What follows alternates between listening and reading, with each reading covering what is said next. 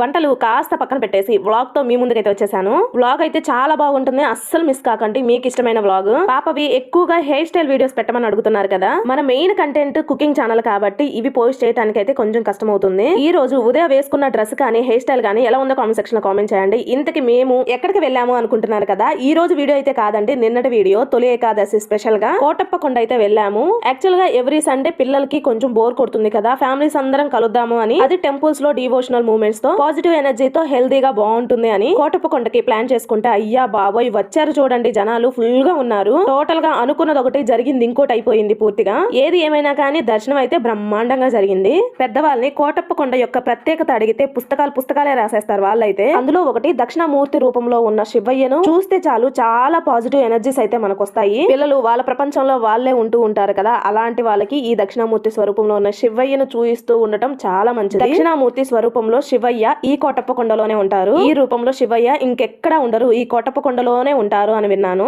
ఇక్కడ ఫ్రీ దర్శనం 100 రూపీస్ దర్శనం, 500 రూపీస్ దర్శనం అయితే ఉంది. ఈ జనాల క్రౌడ్ ను చూస్తుంటే పిల్లలతో కష్టం అని 100 రూపీస్ దర్శనానికి అయితే వెళ్ళాము. అయినా కానీ దర్శనం చేసుకున్నప్పటికీ 2 అవర్స్ పట్టింది మాకైతే. తర్వాత దీపం పెట్టేసుకొని మా వారు నేను కలిసి నాగమ్మ తల్లికి పాలైతే పోసేసుకుంటా వచ్చేసాము. ఉదయం చూసారు కదా, దూరం నుండి దండం పెట్టుకోమంటే అలా దండం పెట్టేసుకుంటుంది. నేను కూడా ఆయిల్ వేస్తానమ్మా అంటే ఆయిల్ పోయించాను. ఇక చివరిగా నేను మా తోడుకోళ్ళు అయితే హారతిని అయితే ఇచ్చేసి రిటర్న్ అయ్యాము. ఇక్కడ చూడండి, ఆ ఎరువులు ఈ ఎరువులు అని అంటూ మనం చెట్లు నాటుతూ ఉంటే చెట్లు అయితే బ్రతకటానికి కష్టమైపోతుంది. కానీ ఇక్కడ చెట్లు చూసారా, కొండల మధ్యలో నుండి కూడా ఏర్లతో పాటు బయటకు వచ్చి చెట్లు పచ్చగా ఎంత బాగున్నాయో. స్టార్టింగ్ ఎంట్రన్స్ లో బొజ్జు గణపైన చూసాం కదా, శివయ్య దగ్గర నుండి గణపైన చూస్తుంటే ఎంత క్యూట్ గా కూర్చొని ఉన్నారో చూడండి.